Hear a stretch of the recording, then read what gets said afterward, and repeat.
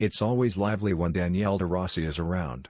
This season alone the Roma captain has been caught by the VAR-slapping Genoa striker Gianluca Lapadula, embodied the mood of the nation by yelling passionately at a coach during a World Cup qualifier and scored a spectacular own goal in Barcelona. He's never been dull. At the 2006 World Cup in Germany he staged his own zero-to-hero story. The midfielder was sent off in a group match against the USA for elbowing Brian McBride in the face, before returning from his ban to score a penalty in the final and becoming a world champion. That taste for drama and ability from the spot hasn't deserted the Roman. In this season's Champions League quarter-final second leg against Barca, his 58th-minute effort from 12 yards gave Roma a 2-0 lead and made their unlikely comeback a possibility. It was also redemption for blasting the ball into the wrong net in the 4-1 defeat in Catalonia. Despite occasionally losing his head, like when he gave Lapadula a cuff around the chops in November, De Rossi is a vital part of the giallorossi. His experience and passion are invaluable to Roma coach Eusebio Di Francesco. De Rossi is a real team man. When one of Italy coach Gianpiero Ventura's staff asked the 34-year-old substitute to warm up in the second half of the Azzurri's World Cup playoff second leg against Sweden in November,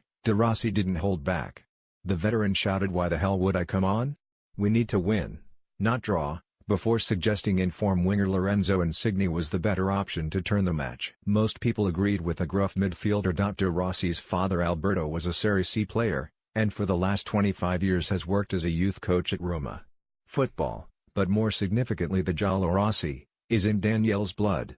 Indeed, some local reporters believe his sporadic losses of temper or moments of excess are because he cares so much. He is a fan first and captain second. He has a life outside the game, includes a passion for British rock, particularly the Rolling Stones. The Euro 2012 runner-up plans to travel around the world with his English-born actress wife Sarah Felberbaum and their young children when his playing days are over. De Rossi doesn't seek attention or go out of his way to offend, but has strong opinions. Talking to magazine Undici last year, the elder statesman of Serie A admitted, "The world has changed. Not just football. When younger players film live stories on Instagram in the dressing room before a match, I want to hit them in the mouth with a baseball bat." That fire and drive has underpinned a remarkable career. De Rossi rose from ball boy, to Champions League debutant aged 18 in 2001, to pillar of the team. His heroes were German ex-Roma striker Rudi Völler and Manchester United legend Roy Keane. The number 16 he wears to this day is his homage to Keane. Fabio Capello gave him his Serie A and European bows, but the midfielder really shone in Luciano Spalletti's innovative mid-2000s side.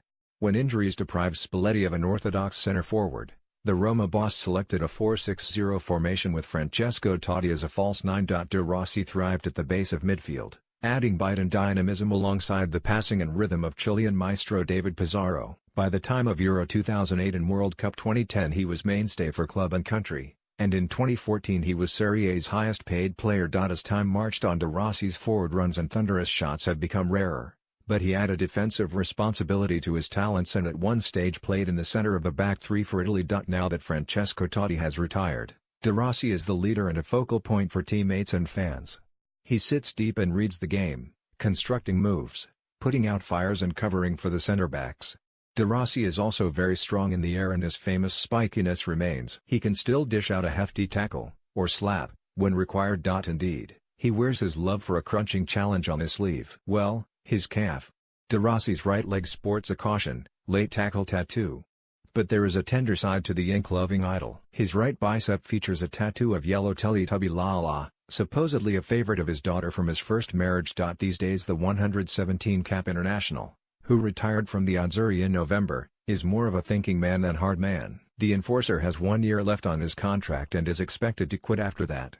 But when he is asked about his future, he prefers to focus on the team and upcoming games. As magnificent as Liverpool's attack have been this season, De Rossi has played against, battled and thwarted many stellar teams since becoming a household name just over a decade ago. Granted, he needs the more youthful legs around him, but his know-how and spirit cannot be underestimated.